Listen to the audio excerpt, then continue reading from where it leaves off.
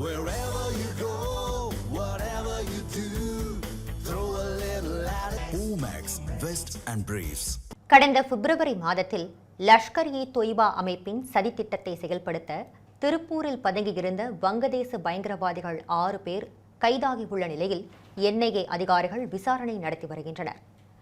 கடந்த பிப்ரவரி மாதம் திருப்பூர் மாவட்டத்தில் பதுங்கியிருந்த வங்கதேசத்தைச் சேர்ந்த மிஜனுர் ரஹ்மான், முகமது சாஹிட், உமர், முகமது லிட்டன், முகமது ஜாஹித் மற்றும் முகமது உஜால் ஆகிய 6 பயங்கரவாதிகளை டெல்லி போலீசார் கைது செய்தனர்.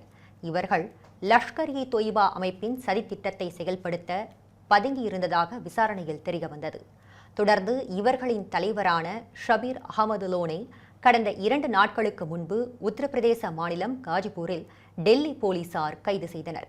வங்கதேசத்தைச் சேர்ந்த இவர் அங்கிருந்து சமூக வலைத்தளம் மூலம் லஷ்கர்-இ-தொய்பா பயங்கரவாத அமைப்புக்கு ஆட்களை சேர்த்து வந்தது தெரியவந்தது. மேலும் திருப்பூர் மாவட்டத்தில் பதுங்கியிருந்து சதித்திட்டம் தீட்டியதும் விசாரணையில் அம்பலமானது.